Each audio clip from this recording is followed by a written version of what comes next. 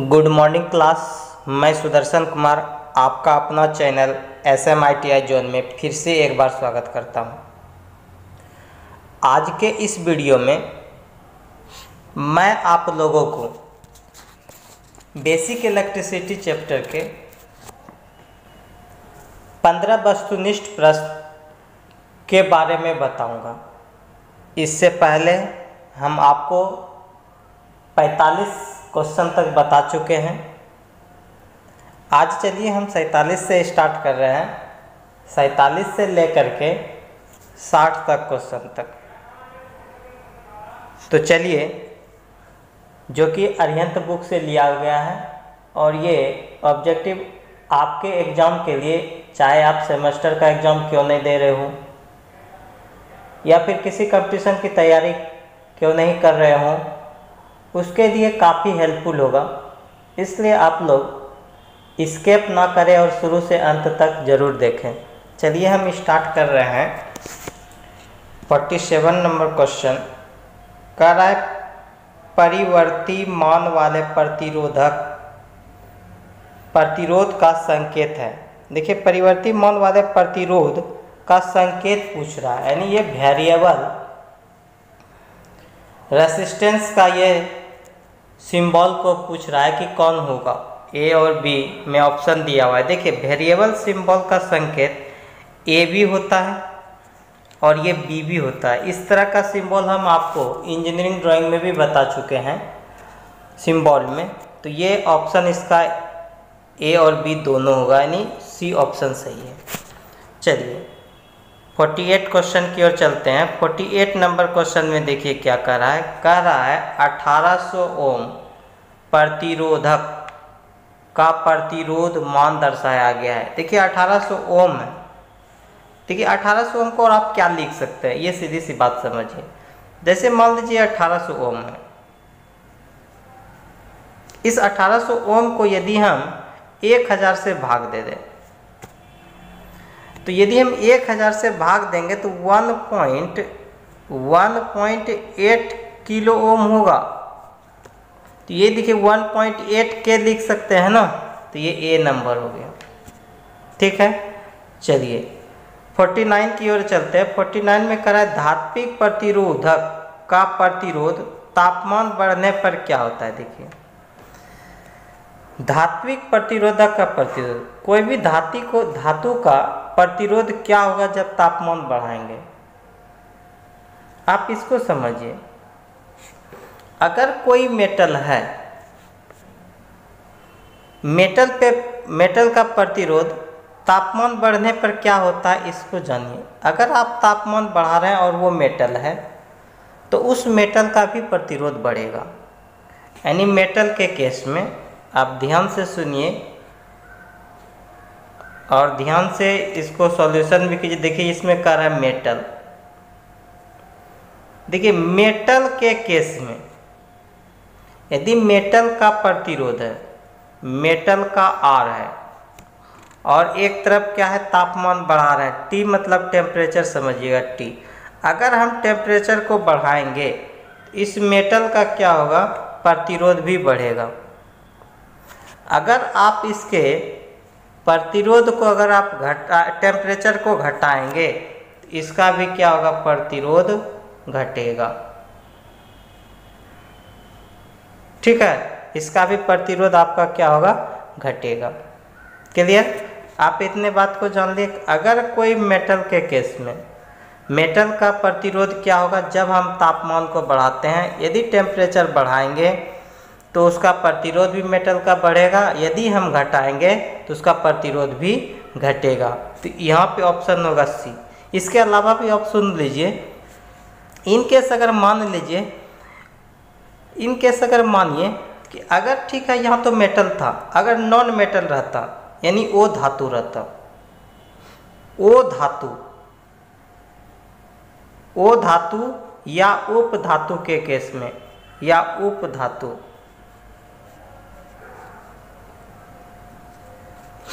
समझ गए, ओ धातु या उप धातु, यानी सेमीकंडक्टर और नॉन मेटल के केस में क्या होता है कि टेम्परेचर यदि आप बढ़ाएंगे तो वो धातु या उप धातु का प्रतिरोध क्या होगा, घटेगा। जस्ट नहीं उल्टा, जैसे मेटल में देखे थे प्रतिरोध बढ़ा रहे थे तो धातु का टेम्परेचर बढ़ा रहे थे तो धातु का प्रतिरोध भी बढ़ रहा था।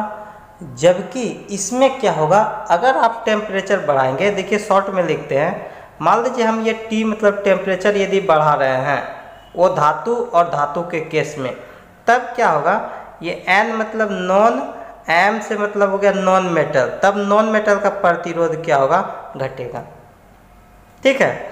उसी प्रकार यहाँ आइए, उसी प्रकार यहाँ देखिए, अगर मान लीजिए ये SC मतलब सेमी कंडक्टर है, यानी उप धातु है, उस केस में यानी सेमी कंडक्टर का यदि आप प्रतिरोध बढ़ा रहे हैं तो टेम्परेचर इसका क्या होगा, T घटेगा। क्लियर सी बात, समझ में आ गया, समझ गए। अब देखिए आपको फिर से एक बार चलते हैं, जैसे देखिए M मतलब मेटल का प्रतिरोध है, टेम्परेचर क्या होगा, अगर हम टेम्परेचर बढ़ाएंगे तो बढ़ेगा, देखिए बढ़ेगा, अगर घटा रहे हैं तो घटेगा। अगर ये देखिए सेमी कंडक्टर है, सेमी कंडक्टर का प्रतिरोध क्या होगा, तापमान बढ़ाने पर, अगर इस तरफ तापमान है, अगर सेमी कंडक्टर का तापमान बढ़ा रहे हैं तो सेमी कंडक्टर का प्रतिरोध घटेगा, यानी उल्टा होगा। क्लियर। उसी तरह चलिए मान लीजिए नॉन मेटल है, NM नॉन मेटल है, तो नॉन मेटल में भी क्या होगा, इसका प्रतिरोध घटेगा जब आप टेम्परेचर को बढ़ाइएगा। क्लियर हो गया। इस तरह चलिए अब हम लोग 49 क्लियर हो गया। अब चलते हैं हम लोग 50 नंबर क्वेश्चन की ओर। 50 नंबर क्वेश्चन को देखिए, 50 नंबर क्वेश्चन को देखते हैं। चलिए 50 नंबर देखिए क्वेश्चन में क्या कह रहा है, निम्न कथनों पे कह रहा है कि निम्न कथन पे विचार करने के लिए बोल रहा है, निम्न कथनों पे विचार कीजिए।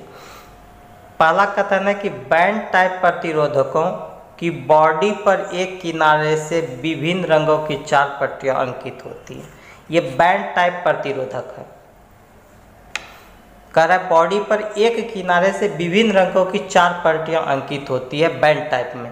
बॉडी टाइप प्रतिरोधक की पूरी बॉडी को एक रंग से रंगा जाता है। देखिए पहले समझिए प्रतिरोधक, ये कार्बन का जो प्रतिरोधक था ना, कार्बन कलर कोड हम लोग जो निकाल रहे थे, कार्बन कलर कोड को निकालने के लिए हम 2 प्रकार का पढ़े हैं। कौन सा 2 प्रकार के पढ़े हैं, एक हो गया बैंड टाइप प्रतिरोधक और दूसरा पढ़े हम लोग बॉडी टाइप प्रतिरोधक। ठीक है, तो बैंड टाइप और एक बॉडी टाइप प्रतिरोधक। तो देखिए बैंड टाइप में क्या होता है, पहले सुनिए। इस बैंड टाइप में देखिए क्या होता है कि ये बैंड टाइप जो है, ये बैंड टाइप में, ये बैंड टाइप जो ये देख रहे हैं, ये बैंड टाइप में बैंड बना रहेगा इस तरह, वो 4 रंगों का पट्टी होगा, 1 2 3 4 इस तरह, ये हो गया बैंड। तो पहला तो एकदम सही है, एक किनारे से दूसरे किनारे तक ये बैंड रहा। जबकि ये बॉडी को देखिए, बॉडी टाइप में क्या होता है, पूरी बॉडी क्या होता है कि इसका एक रंग से रंगा हुआ रहता है। बॉडी टाइप में ये देखिए एक रंग से बॉडी इसका रंगा रहेगा, एक रंग से रंगा रहता है ये बॉडी टाइप में।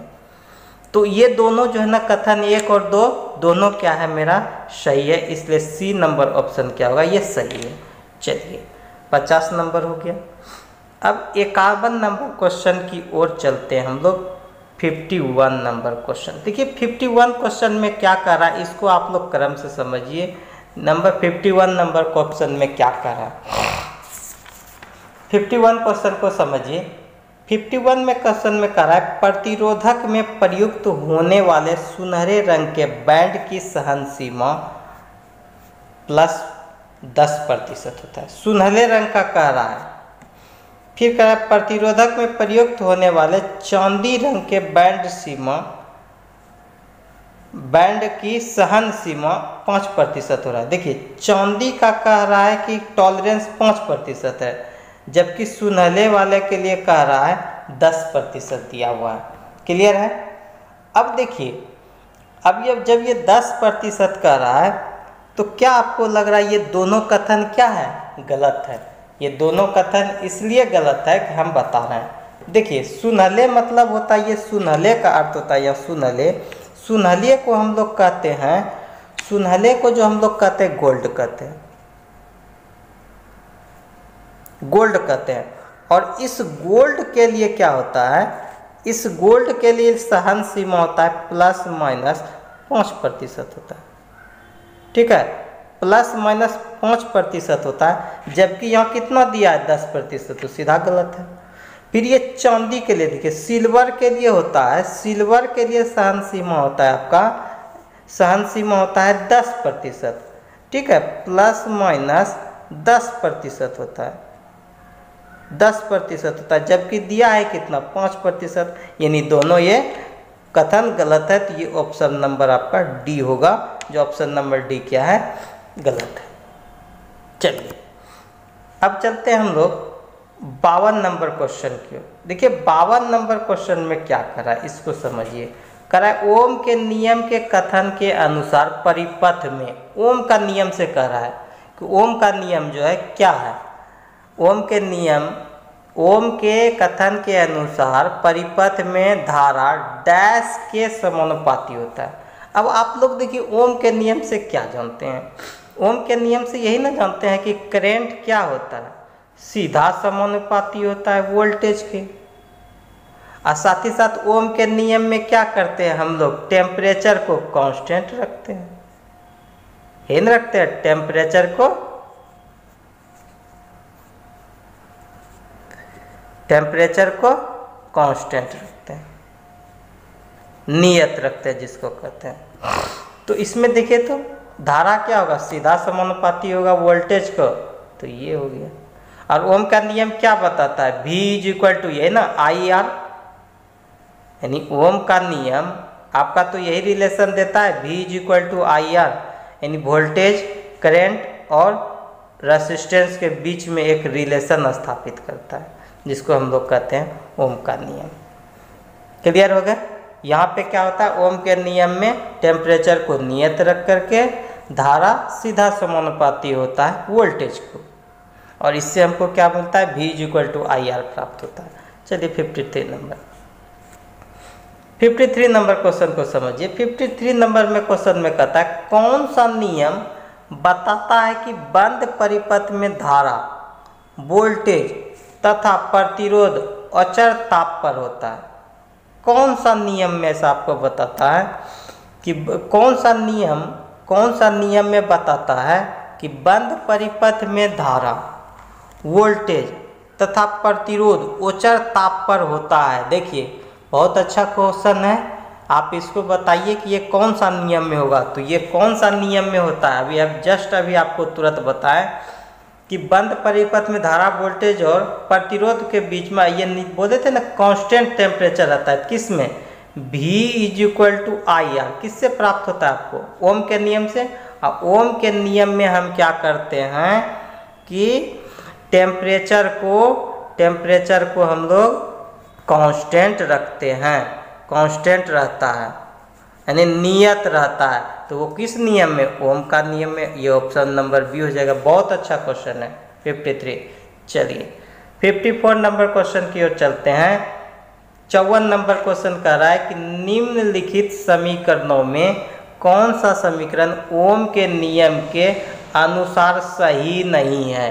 देखिए ओम के नियम के अनुसार कह रहा है सही नहीं है, देख लीजिएगा, गौर कीजिएगा, सही नहीं है। तो कौन सा सही नहीं है ओम के नियम से, तो ओम के नियम से देखिए आपको क्या क्या मिलेगा। देखिए I = VR लिखा है, I = VR लिखा है, I = VR लिखा है। तो क्या ये ओम के नियम से सही नहीं है, सही है। जब हम इसको इस तरह लिखेंगे क्रॉस करके तो क्या होगा, V = IR होगा, जो कि ये तो सही है, ये मेरा सही है। जबकि देखिए 2 नंबर, देखिए ओम के नियम से जानते हैं ये R = R1 + R2, ये नहीं जानते हैं। तो ओम के नियम से यही सही है, यानी कौन सा सही नहीं है, तो ये बी नंबर ऑप्शन होगा यहाँ पे, ठीक है। ये तो जानते ही हैं, होता ही है। फिर देखिए P = IR, ये तो जानते हैं। फिर जानते हैं P = VI, ये भी होता है, यानी ये नहीं होता है ओम के नियम से, बी नंबर नहीं होगा, जबकि ए, सी और डी होगा। क्लियर? चलिए उसके बाद चलिए 54 में 55 नंबर क्वेश्चन क्या करा, यदि किसी परिपथ में किसी प्रतिरोधक के पार वोल्टता तथा उसमें से प्रवाहित होने वाला धारा ज्ञात हो तो उस प्रतिरोधक का मान निम्न सूत्र से ज्ञात कर सकते हैं। देखिए इस क्वेश्चन को 55 को समझिए। कह रहा है कि किसी भी परिपथ का आपको वोल्टेज दिया है और उसमें से प्रवाहित होने वाला धारा दिया है।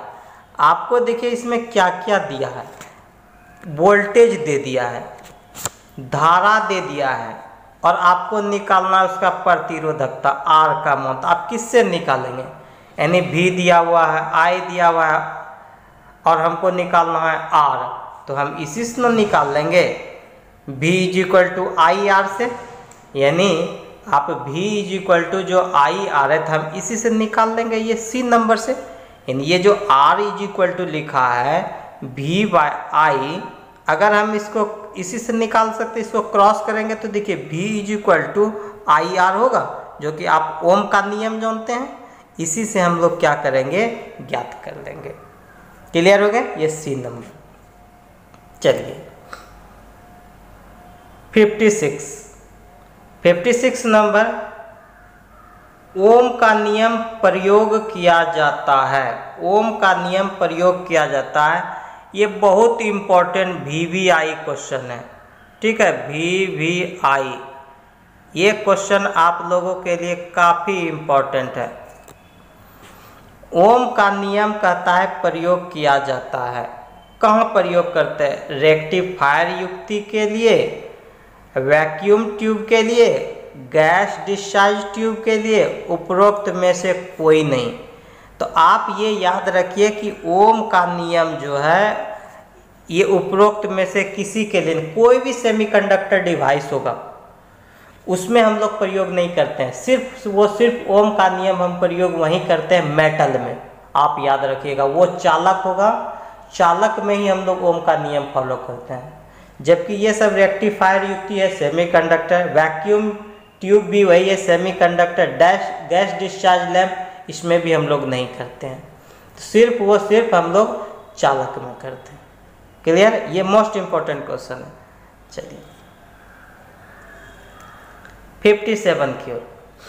57 क्वेश्चन में कह रहा है, एक जो है ना, एक 25 वाट का है, फिर एक 40 वाट का है, फिर एक 25 वोल्ट और 100 वाट के दो प्रतिदीप्त लैंप को 230 वोल्ट के आपूर्ति वोल्टेज से श्रेणी क्रम में जोड़ा गया है। इस संपर्कन से क्या होता है? आप ध्यान से देखिएगा, ध्यान से देखेंगे। कह रहा है 125 वोल्ट और 50 वाट है, फिर कह रहा है 125 वोल्ट 100 वाट के।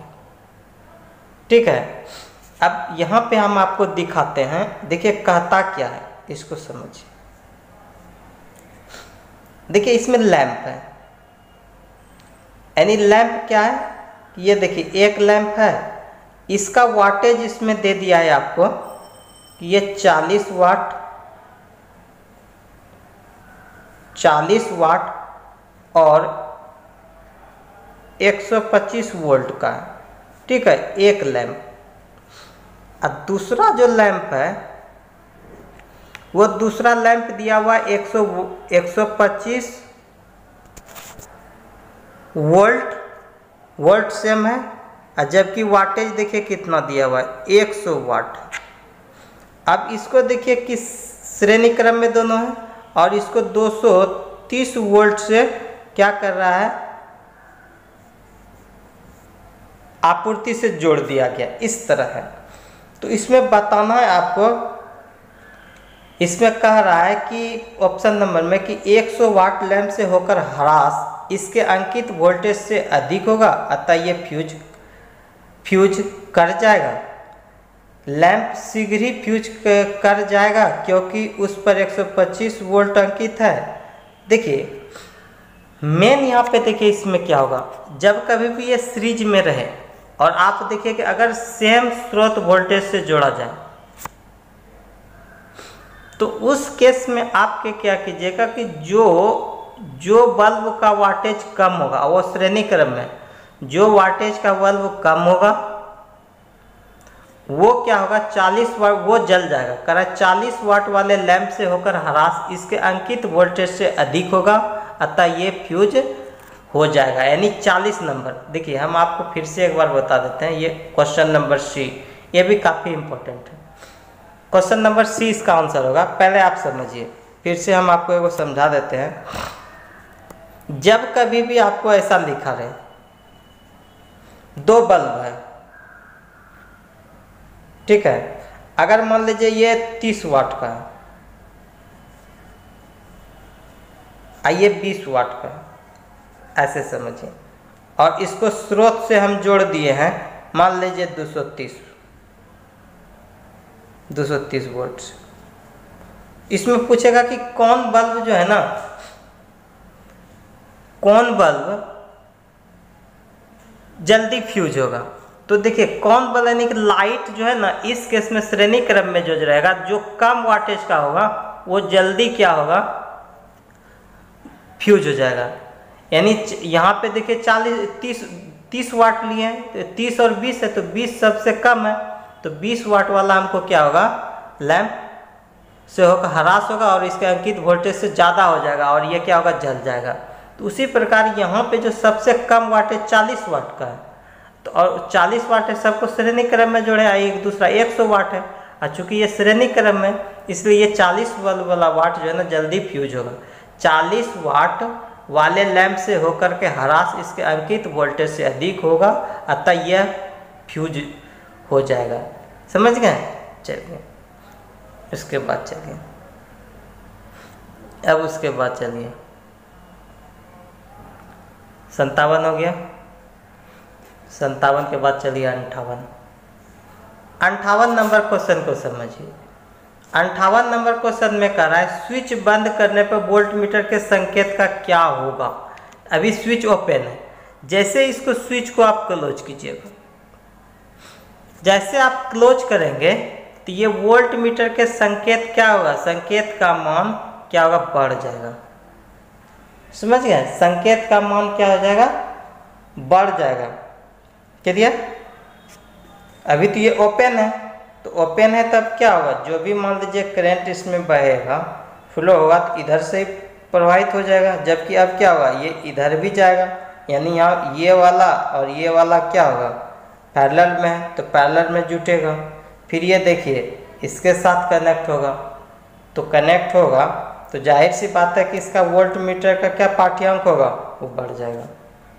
चलिए अब चलिए हम लोग 59 की ओर चलते हैं। किरचॉफ का नियम। किरचॉफ का नियम आपको पता है कि किरचॉफ का नियम कहाँ प्रयोग किया जाता है? क्योंकि हम आपको थ्योरी में बता चुके हैं कि जो किरचॉफ का नियम है वो जटिल परिपथ को सॉल्व करने के लिए हम किरचॉफ का नियम प्रयोग करते हैं। और किरचॉफ के दो नियम हैं, एक विद्युत धारा का नियम और वोल्टेज का नियम दूसरा। यही केसीएल को या विद्युत धारा के नियम को ही हम लोग क्या बोलते थे, केसीएल। इसी को हम लोग कहते हैं केसीएल, या इसी को हम लोग कहते हैं नोड या जंक्शन बोलिए, इसी को नोड बोलते हैं। और नोड और जंक्शन JN, जो आप भागलपुर जंक्शन देखते हैं, ये सारा बता चुके हैं, नोड और जंक्शन कहते हैं। ठीक है।